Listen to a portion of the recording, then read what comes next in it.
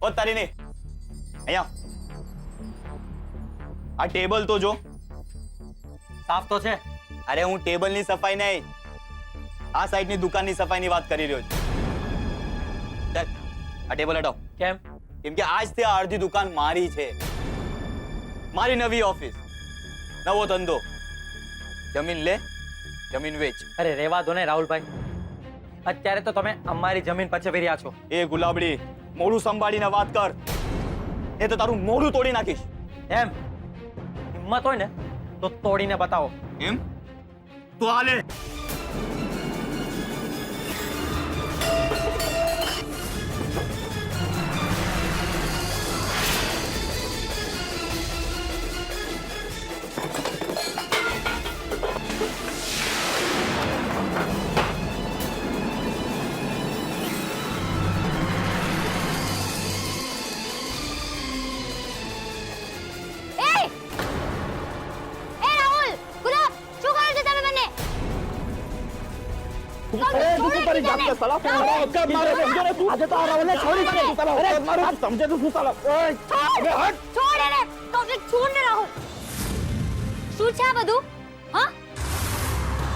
અને તું જ્યારે હોય ત્યારે અમારી દુકાનમાં શું આવી જાય છે નુકસાન કરવા? અને ગુલાબ, તારે ખબર નથી? હા, આ તો આવો છે જ. પણ તું શું કામ આપણી દુકાનનું નુકસાન કરે છે? ઓ હેલો, આપણી નહીં, આપણી પણ. આ દુકાન તારી ક્યારથી થઈ ગઈ? એ મને નહીં ખબર. એ આ દુકાનના માલિકને જઈને પૂછ, જેને મને આ દુકાનમાં મારી નવી ઓફિસ ખોલવાની પરમિશન આપી દીધી છે. ઉત્કર્ષ? હા. પણ આ દુકાનનું આખું ભાડું જો હું ભરતી હોઉં તો આ દુકાન પણ મારી જ કહેવાય ને. આ બધું મને નથી ખબર, પણ હું આ જગ્યાથી નથી જવાનો એટલે નથી જ જવાનો. અરે કિંજલબેન, આ રાહુલ છે ને એ લાખનો ભૂત છે. આમ નહીં માને. લગાવો પોલીસને ફોન. હા લગાવ બિંદાસ. પણ કદાચ તું ભૂલી ગઈ છે કે તારા ભાઈના માથા પર ભાગેડીનું ટેટુ હટી ગયું છે. સમજાયું? જેને આ છે, જેના પાસે આ હોય ને એની સામે દુનિયા નમે.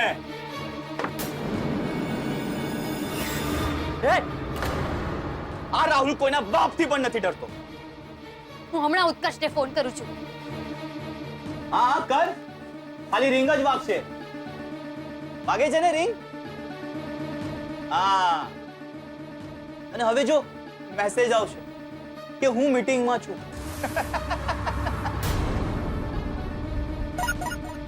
જો આવ્યો મેસેજ. વાંચ શું લખ્યું છે? વાંચ. હું મીટિંગમાં છું. અને એ ચા, મારા માટે ચા બનાવીને લાવ.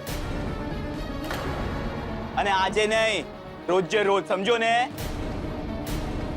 જ્યારે પણ હું દુકાન પર આવું ને, મારી ટેબલ પર ચા હોવી જોઈએ. સમજો? ચલ જા.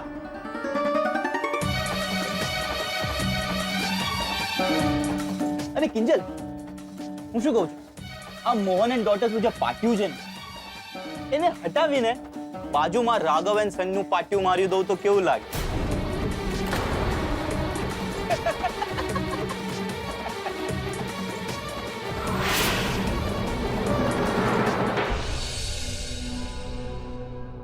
પદ્મા, જરા પાણી આપજે તો.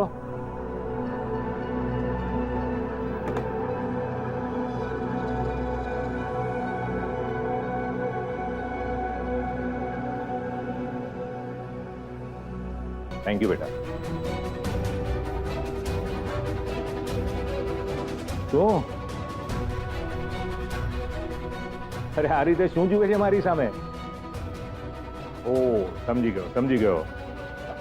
જો બેટા, તું મારા શબ્દોને માન આપીને તારા ઘરને, તારા આખા પરિવારને ભૂલી શકતી હોય,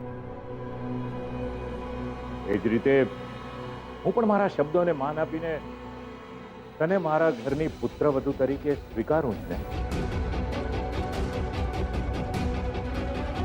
મને તો વિશ્વાસ નથી આવી રહ્યો કે પપ્પા આટલી સહેલાઈથી સેજલને સ્વીકારી લેશે. ક્યાંક આમાં પણ પપ્પાનો કોઈ નવો પ્લાન ના હોય. તમે સાચું કહી રહ્યા છો? તો મારે મૌડી જઈને એક મણ સુખડી ચડાવવી પડશે. બિલકુલ નહીં. અરે ભાઈ માસુક સંઘવીના સ્ટેટસનો વિચાર કરો. મણ છું 5 મણ ચડાવજે. ઓકે, પણ એ પહેલા મારી પાસે એક સરપ્રાઈઝ છે. સરપ્રાઈઝ? કેવી સરપ્રાઈઝ? જો કુંવર ગભરાઈ ગયા. અરે ભાઈ, સેજલને ઘરની બહાર કાઢી મૂકવાની વાત નથી કરતો. કે મેં હવે આપણા ઘરની વહુ તરીકે એને સ્વીકારી લીધી છે. તમારા બાળકનો પણ મેં સ્વીકાર કર્યો છે. જરા પણ ચિંતા કરવાની જરૂર નથી. ઓકે પદ્મા, આ તારા માટે. ખોલીને જો તો ખરી, ખુશ થઈ જશે.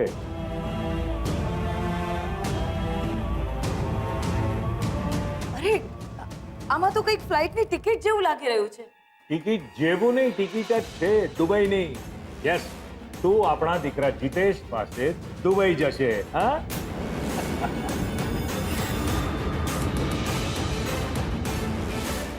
આને તમે સરપ્રાઈઝ કહો છો પપ્પા? હા, ક્લિયરલી સમજાય છે અમને કે તમે મમ્મીને પનિશ કરી રહ્યા છો. હા, દુબઈની ટિકિટ આપીને. અને મને બરાબર યાદ છે, જ્યારે સેજલનો ગૃહ પ્રવેશ હતો ને, ત્યારે તમે મમ્મીને ચોખ્ખું સંભળાવેલું કે પદ્મા, પરિણામ ભોગવવા હવે તું તૈયાર રહેજે. પણ સાંભળી લેજો પપ્પા, મમ્મી ક્યાંય નહીં જાય. અમને તમારો નિર્ણય અને આ ફાલતુ સરપ્રાઈઝ મંજૂર નથી. સાંભળ્યું ને તમે? પતી ગયું તારું? તને તારા બાપ પર વિશ્વાસ નથી ને? મારી વાત માનવા તૈયાર નથી ને તું? ના માન. પણ મને પૂરો વિશ્વાસ છે કે પદ્મા મારી વાત ક્યારે નહીં અવગણે. આ રીતે મમ્મીને ઇમોશનલ બ્લેકમેલ કરવાનું રહેવા દો પપ્પા. મેં કહ્યું ને, મમ્મી ક્યાંય નહીં જાય. બસ સેજલને અત્યારે જરૂર છે મમ્મીની. બેટા, મને લાગે છે કે અત્યારે સેજલને જો સૌથી વધારે કોઈ વાતની જરૂર હોય તો એ છે તારો સમય. અરે હા ભાઈ, આ જે મેં સરપ્રાઈઝ આપ્યું છે એ તો માત્ર અધૂરું છે. સરપ્રાઈઝ હજુ બાકી છે. સેજલ, પકડ પકડ પકડ પકડ. અને તું આ એક બીજું કવર છે એ જો. ખોલીને જરા મોટેથી વાંચજે એટલે તારા વરને ખબર પડે. જોજો.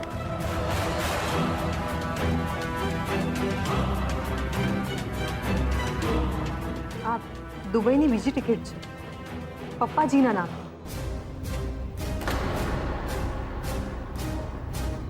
સાંભળ્યું? સમજાય છે કઈ? ભાઈ, તમે લોકોએ તો ઉતાવળમાં લગ્ન કરી નાખ્યા, પણ ત્યાં કિંચુક જીવ ખાઈ ગયો તો. કાકાના લગ્નમાં એ બિચારાને આવવું તું, ક્યારે આવું, દાદા દાદીને મળવું છે. મારે એનો પણ વિચાર કરવાનો ને. અરે તો પછી એ લોકોને જ કહો ને કે થોડા દિવસ અહીંયા આવી જાય. એ બાને દેરાણી જેઠાણીને સાથે રહેવાનું પણ થઈ જશે. નહીં પદ્મા, મને અત્યારે યોગ્ય નથી લાગતું. હવે સેજલની આવી હાલતમાં એ લોકો બધાને આપણે અહીંયા બોલાવીએ તો બિચારી સેજલના માથા પર કેટલો મોટો બોજ આવી જાય. અને આમ પણ કિંચુકને તો આપણે બધા ઓળખીએ છીએ, કેટલો તોફાની છે.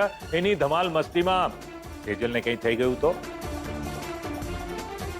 એ તો છે જ, પણ હરવા ફરવાની ઉંમર આ લોકોની છે. અને આપણે જઈશું તો લોકો શું કહેશે? પદ્મા, લોકોની ચિંતા કરવાનું મેં છોડ્યું ને એટલે જ તો સેજલને આપણા ઘરમાં ગૃહ પ્રવેશ કરાવી શક્યો છું.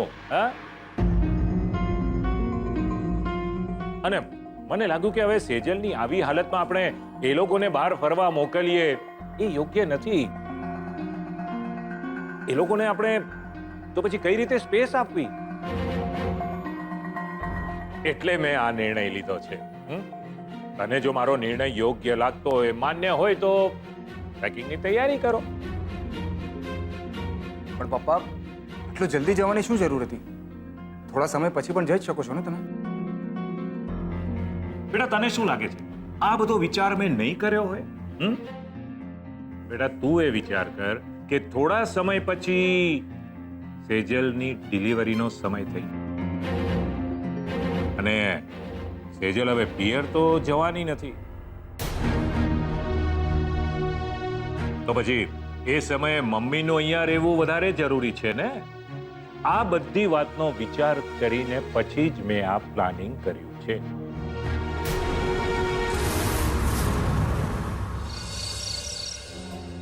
આ રાહુલ અને ઉત્કર્ષનો બહુ ત્રાસ વધી ગયો છે. મારે વહેલામાં વહેલી તકે બીજી દુકાન શોધવી જ પડશે.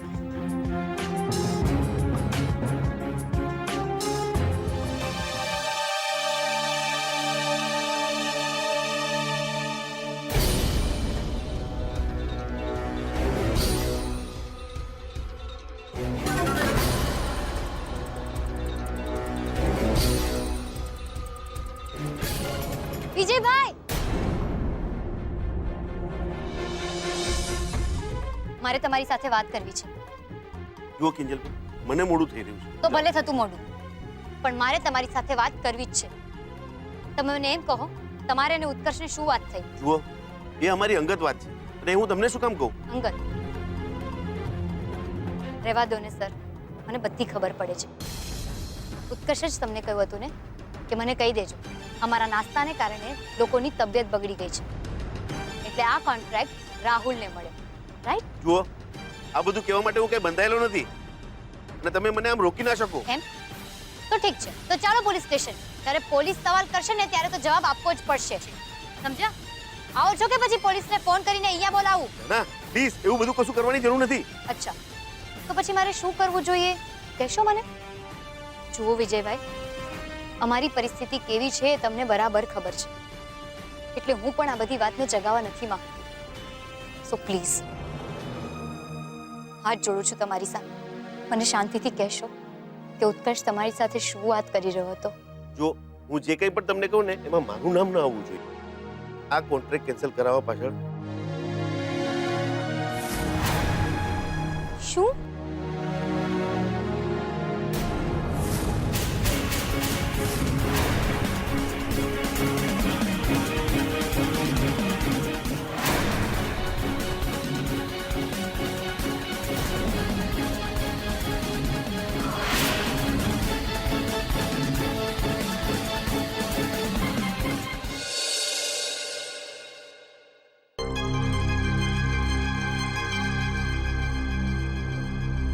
એ ગુલાબ, એક ગુલાબ સ્પેશિયલ આપ.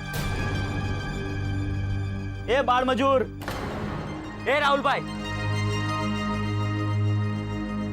હું કાંઈ બાળ મજૂર નથી અને પોતાની દુકાનમાં કામ કરવું એ બાળ મજૂરી હોય ને તો તમે શું કાળી મજૂરી કરી રહ્યા છો? એ તારી ચરબી ઉતારવી પડશે. હા, વધી ગઈ છે. એના દિવસનો માર ભૂલી ગયો કે? રાહુલ, ગુલાબ, શું કરી રહ્યા છો? શું? હા, આ રોજ રોજની લપ તમારે મૂકવાની છે કે નહીં? દુકાનના ધંધા પર અસર થાય છે, કઈ ભાન જેવું છે કે નહીં? એ મને ખબર છે, એટલે તો અડધી દુકાનમાં જલસા કરવા આવ્યો છું. અડધી જ શું કામ ભાઈ? આખી દુકાન લઈ લે ને પછી જલસા કર. શું કીધું? આખી દુકાન?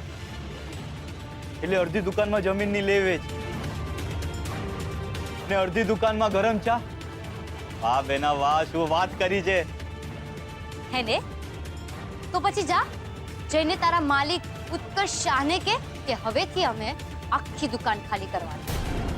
અરે હમણાં જ જઉં છું. રક્ષાબંધન, ભાઈ બીજ. વાહ ભગવાન વાહ, આવી બેન બધાને આપે. એમ તો પછી ઊભો છે કેમ? સમય નહીં બગાડ, જા જા, જલ્દી જા ને વાત કર. જા. હા. કિંજલબેન, આ તમે શું કર્યું? રાહુલને કહી દીધું કે આપણે દુકાન ખાલી કરી નાખશું. તો શું કરું ગુલાબ? હા, શું કરું? આ રોજ રોજની પંચાયત અને લપ તું કે હું બેમાંથી કોઈ પણ સહન કરી શકશે નહીં ને? ઉપરથી આ રાહુલ ઘરાકને ભગાડી દેશે, ઘરાકને હેરાન કરશે ને વધુ ઘટ્યો જે આ ગલ્લામાં રૂપિયો પડ્યો છે ને એની પણ પંચાયત કરશે. ને મારે આ બધું નથી જોઈતું યાર. હું કંટાળી ગઈ છું. મને મારી ભૂલ બરાબરથી સમજાઈ ગઈ છે કે મારે આ લોકો સાથે ડીલ કરવી જ નહોતી જોઈતી. આ મારી સૌથી મોટી ભૂલ હતી અને બસ હવે હું મારી ભૂલ સુધારવા માંગુ છું. પણ કિંજલબેન, આપણે શું કરીશું? શું કરીશું એટલે? આ તાપીનગરમાં ખાલી આ એક જ દુકાન ભાડે મળે છે? નહીં ને? તો બસ રોજ રોજની આ ગુલામી હવે આપણાથી સહન નહીં થાય ને સહન કરવી પણ નથી.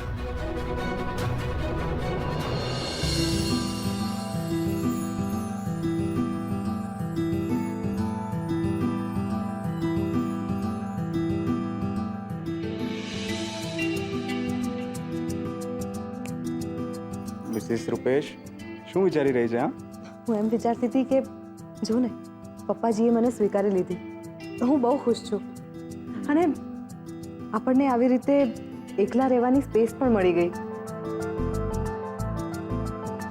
શું થયું? કેમ કાંઈ બોલતો નથી? હું શું બોલું? હા, લગ્ન કર્યા પછી મારી સેજલ તો મને સાવ ભૂલી જ ગઈ છે.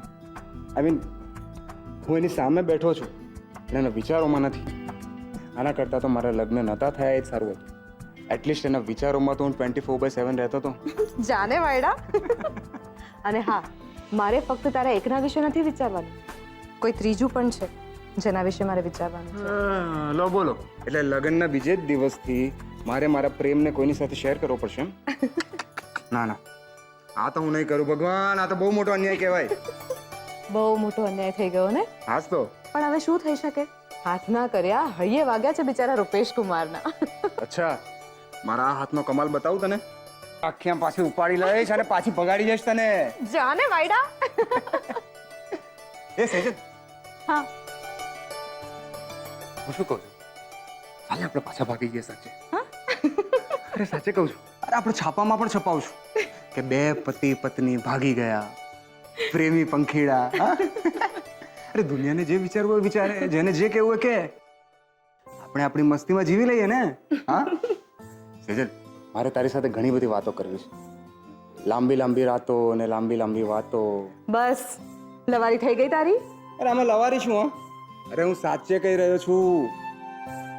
મારે છે ને તને ઘણી બધી ખુશીઓ આપવી છે. જો તું કહેતી હોય તો તારા માટે નવો તાજમહેલ પણ ચણાવી દઉં.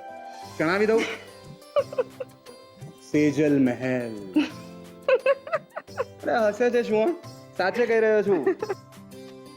પ્રેમનો નશો છે આ તો, પ્રેમનો નશો. હા હા, પણ આ પ્રેમનો નશો કેટલો ટેન્શન આપવા વાળો સાબિત થયો છે ખબર છે ને?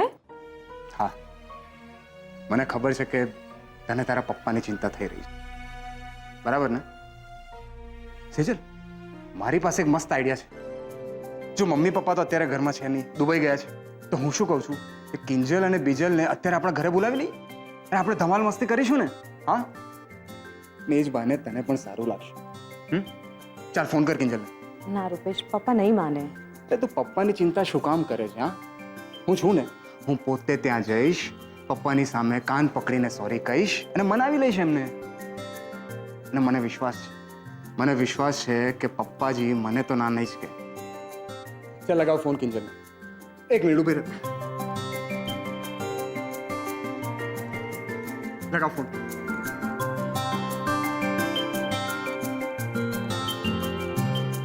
હા કિંજલ,